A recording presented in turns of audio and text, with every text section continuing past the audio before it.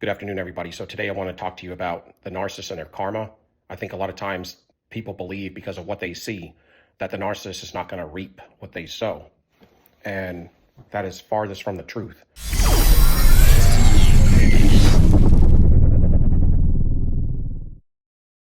Their soul is at stake. So that in itself is probably the worst thing that you could ever imagine as far as reaping what you sow. What happens, your karma, it comes at you when you least expect it. So a lot of times people want to see it happen right away. And God doesn't work that way. He's doing things on his own time. Sometimes they will get it right away. Most of the time, though, it's going to be further out than you would have liked, maybe.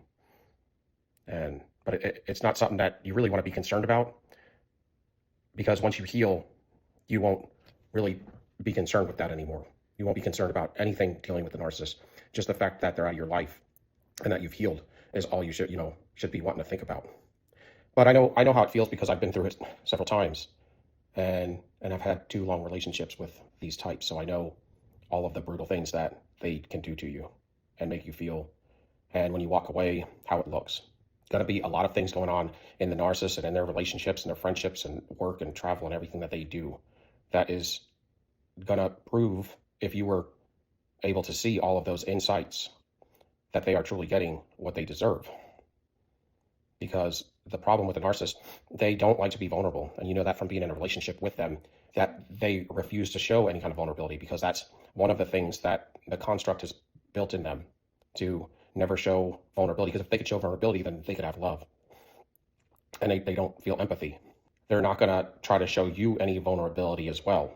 As far as they're always going to keep their cards tight, heavy manipulations of the truth, or lying by admission. These are things that the narcissists take pride in doing. This is how they dupe you, as well as, cheating and master manipulating. They're known as being illusionists. So you can take it to the bank. They don't change, they're fixed. And that's another part of their issue. It'd be one thing if they had the ability to change and they wanted to, but that in itself is, it's a sad situation, but everybody has choices. And when you reflect on all the brutal things that they put you through, all the financial difficulties, all of the harm, all of the abuse and the terror, the anxiety, depression, and then factor in how they think while they're doing it, sadistically and conjuring up spells and trying to spellbound you and focus on how they can lie better to you and manipulate you more so they can laugh with their friends, behind your back. Coming up with smear campaigns, and just the destruction that they work in and work with is to a whole nother level. I mean, I've dealt with these people all throughout my life, but that was one thing. But then they just keep coming to you worse until you wake up. They're more enticing and more destructive all at the same time. So you have to be careful, vigilant. When you break this curse, you can see it clearly from the outset that they have destroyed, outside of you, so many other people's lives. I just really, in my own heart, just let it go, because it's God's place to judge them, and they will get their judgment. And just as much as we will get ours for the things that we do. So I just kind of focus on my healing. I focus on me when it comes to things like that.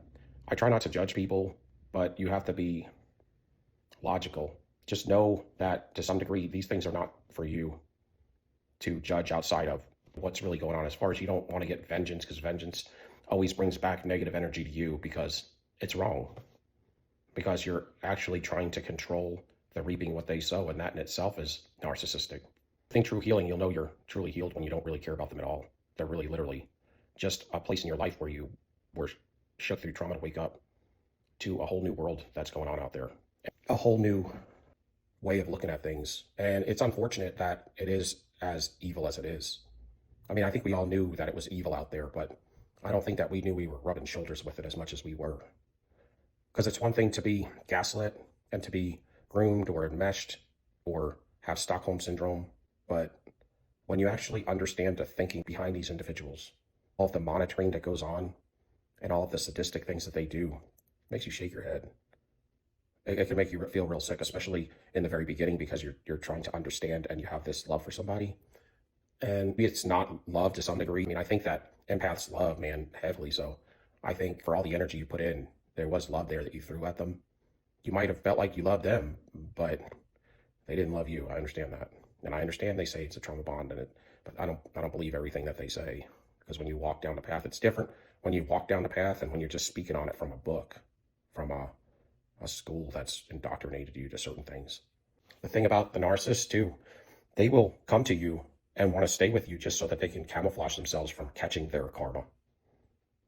They can't do anything creative. That's one thing. So these parts are like on their right brain anatomically. It's kind of, that's where your love sector, that's where your creativity sector and your common sense all comes from. It's all derived from the right brain.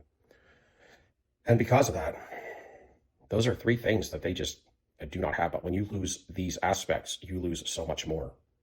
You lose all of what humanity is. And that's why a lot of people will say that they're not human. Because the things that they do, the way that they act and operate, I used to say people are always looking and waiting for aliens to come, and they're here already. It's like that Visitors show that used to be on.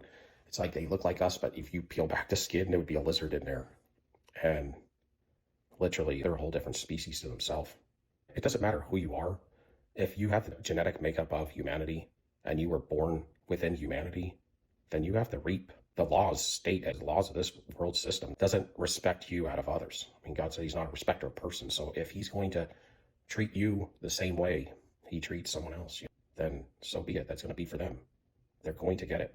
A lot of times they'll get it in a form of a heavy narcissist injury that takes them down completely. And a lot of times when they're doing things that look fun and everything, they're miserable. They're always miserable. They can't get in the construct. They can't get away from being miserable.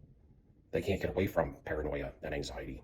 So the best thing you could do is stay away from them and heal, because healing is the best witness of them getting their karma or reaping what they sow. When you heal and you push yourself on a daily basis to become better every day, spiritually, mentally, physically, psychologically, at work, in the gym, how you treat people, but also your boundaries and the food that you eat and how you decide to help others. See, there's a manipulation there as well. You don't want to give to places or people that are just going to squander it, because then what they do is they take your blessing and squander your blessing. So you got to be careful in all areas, everything that you do. You don't just befriend people. You don't just give them your love. You don't just let them in your house, but they will get their karma because you were the best thing that ever happened to them, and they reject it. They rejected it, and they reject everything good in their life. Anything fruitful in their life, they reject. And the new supply, old supply, and current supply, they're going to reject them as well, whether they're good or bad, because they're just people that use like that run in cycles. There's no helping them. There's no helping them to get settled. The construct is built for them to run constantly, to seek for, this is the deal, they seek for love and validation through other people, and to an anxiety and paranoia level that they don't want to be alone so bad at the end of life that they will continually run faster and destroy more people in their pathway to try to find it. And that's really what they're doing. Or at least how it started. How this all started was them seeking love, safety, security, and it started through love, through a partnership that they were seeking that led to most of this to start. And in their paranoia and anxiety and their lack of them getting love and validation caused them to go out there and find somebody. Then what their mind would tell them is that there's somebody else better out there, because they are people that look for perfection.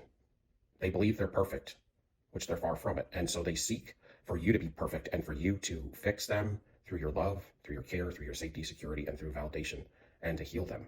See, they look for everything, all of their answers, you see. It's not just that they are looking for your validation and the way that you react out there, or the responses and reactions that they get tell them how much power and control that they have. Also, how they look, how well they're doing. With that, the construct grows worse, see, because the longer that they're in this construct, the more powerful that they become as far as the control and the power that they do have over individuals through manipulation also brings more dark, evil spirits that they obtain and work with. And so as they get more powerful in their destructive measures and their allure, they also let in more entities that have control over them. And before you know it, they're almost infested, that they're not even there anymore. But what they do is they get addicted. They get addicted to the adrenaline of the chase, of the hunt. And that's where the power control kind of comes in and sets in. And then they work manipulations. But it didn't start there. It started with anxiety, depression, and lack of love and validation because their parents were checked out. Or they were handed everything on a silver platter that they wanted, needed, or had to have. And they never learned anything. They never worked hard for anything.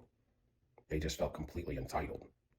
And as they got older, their parents would give it to them because they would tell them to go get a job or something. So then they start manipulating, lying, and stealing from others because they want to live as pampered as they were with their family, but they're not used to having constructive criticism. So all they can get is just glorified validations like they did from their parents. They want to get from you because the family that they grew up in didn't have much love. But the thing is, there's always a way out. A lot of times their siblings are not narcissists or sociopaths. And so what happened with them? Well, what happened with them was they didn't get it through their family, but because we all have intuition and right and wrong built into us, their siblings were able to process the fact that this is wrong or this is right when they got treated a certain way. You also may not get love at home, but see, God sends people that are out there in the world. I mean, you see people every day out there in the world. You can't tell me they never experienced love from other people. They frequented other places. They went to school. They went to church. In the streets, they're going to have people that give them love, y'all. But they squander everything. They let fear take over, and that's why God says, fear not, for I am with thee. They allowed fear to completely take over, and that's what led to all this. But it was through their anxiety, depression, and their search for love.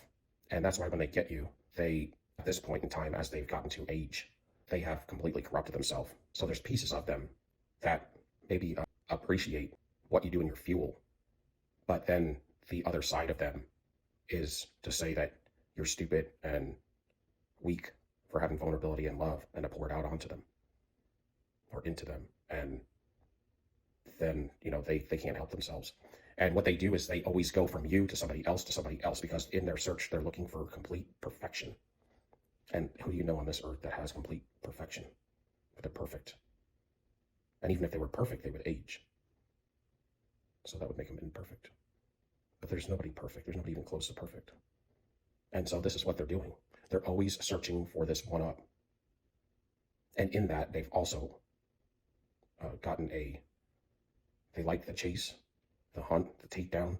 They can never settle in with someone to get comfortable with somebody, get vulnerable with anybody. The fear has blocked the vulnerability with pride.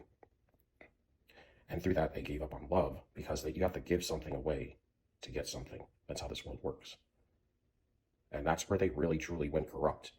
It's not the fear that they went through, but the fear led to them making greater decisions. The fear, anxiety, and depression, and the look and the search for love. It led them to making the decision later to completely give up on love and empathy for the power and the control, the supremacy.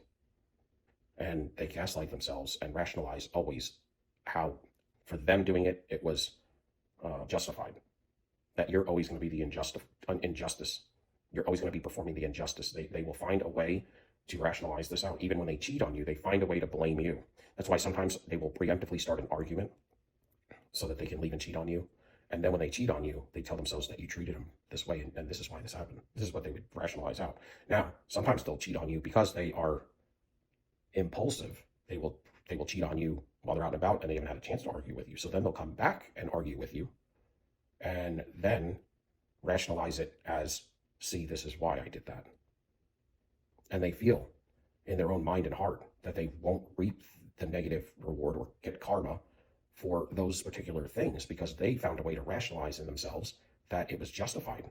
See, so this is how they are trying to manipulate things in the spiritual realm or in the realm of what God controls. But this is how bad they can be because they believe they're a deity and they want your worship when you're with them. If you're giving your fuel to them like you were, then you were giving them worship, unbeknownst to you. And they want your fuel because it is their currency, and it is because they can't produce it. They have to steal it because when you get like they have gotten, and you got dark entities residing in you, they're dead, they're damned already. And something that's dead or damned already is going to carry with them negative energy. So in this world system, you need positive energy to perform your daily activities, to generate, to regenerate. You need everything that comes with love. Hope and faith come with love. Peace comes with love. Joy comes with love. And hard work brings a good reward. You see, long suffering teaches you things. And sometimes these things slow you down so that you can process them. And that's the other thing, they don't process any of their emotions. They fling them on people and abuse people through the negativity. So they have to steal energy. But what they do when they steal that good fuel, they will try to transmute it and manifest good things in their life with it. And they also camouflage themselves so that in the spirit realm, you really Your aura is on them when they steal your energy. And when they throw their energy on you, their aura is on you. So in the spiritual realm, it's like you look like them, you're performing like them, and they're performing like you.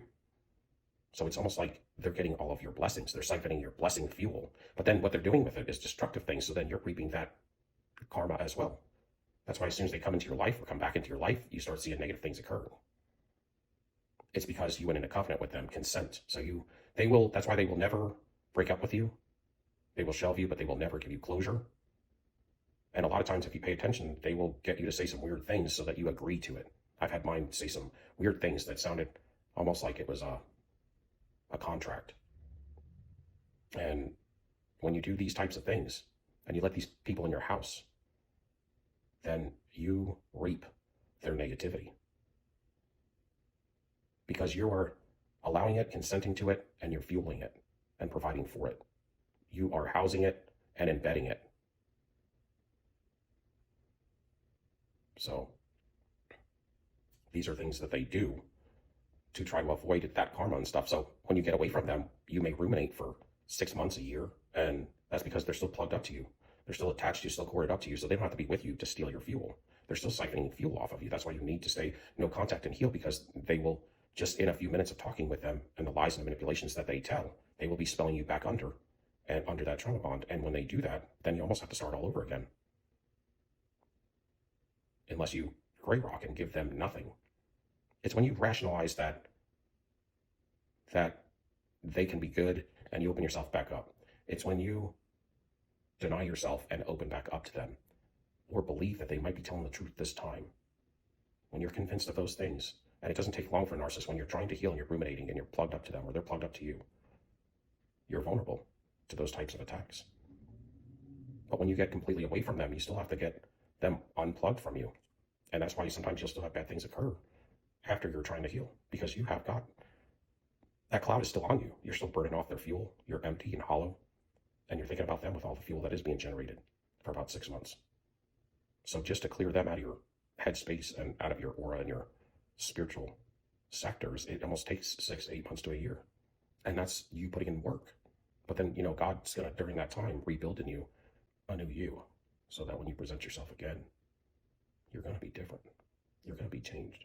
And you'll be able to look at the narcissist as nothing, because that's truly what they are. They are a shell, and they just copy. That's why narcissists aren't creative.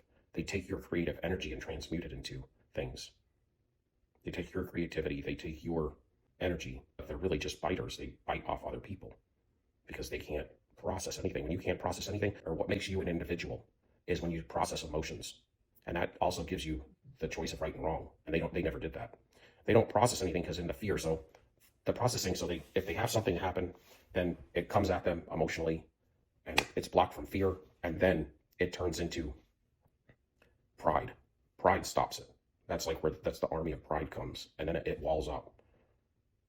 And in their pride, they will respond in a certain sort of way, sometimes aggressively, or, whatever, to defend whatever that fear is of processing those emotions. And so they never process those emotions. So those emotions are floating around here, and they have to carry them around. Well, that stresses them out. So then they fling it on you, and it becomes negative energy, because it's emotional processing of evil things that they've done, or how they got over on somebody, or contaminated somebody. So they fling it on you, and then your energy goes into them. And how you become an individual from a toddler stage is you do what you're told, because you just follow your family hierarchy when you're a little toddler or under 5 years old, right? But at some point, you're going to have to think for yourself. And what sparks you thinking for yourself is when emotions come at you from the way that you've been treated. It could be good, could be bad, but you have to process that. So you have to that's where vulnerability comes in. You have to get vulnerable enough to process, oh, they love me, or, oh, they mistreated me or abused me. How do I feel about that? Well, if it was evil, then you'll say it's evil. If it was good, you'd say it's good, or it's great, or I loved it, or I hated it because it was bad. And then that shows you what right and wrong is. And then from there, you can become your own individual based on decisions that you make from processing emotions. The narcissist refuses to. And that's why they have to look for outside validation, because if you don't process emotions, your innateness is lost to the fear, and you're blinded by all of the evil. But you almost don't even know which is what is right and what is wrong, in a sense, where you have the ability to rationalize wrong as being right because you don't process anything. And when you refuse to process things, you become a shell of a human, needing validation always from out there and never using your love sectors. They could learn things that are like logically in books, but they cannot have things like their logic is twisted. They have logic, but it's twisted. We don't get it because they're backwards from us, and they have no common sense. And they have no creativity and love. Because it all comes through the vulnerability of, and the courage, right? On the vibration scale, to go from shame at a 20 to a pride, like 180. And pride comes before the fall. It brings them back down to shame. And this is from that Stephen Hawking's, the astrophysicist. He wrote and built this vibrational chart. And so karma for them is just them being who they are, because they're on a failed construct. So if you can give me a like, subscription, a thumbs up. Until next time, love y'all. Peace. We out.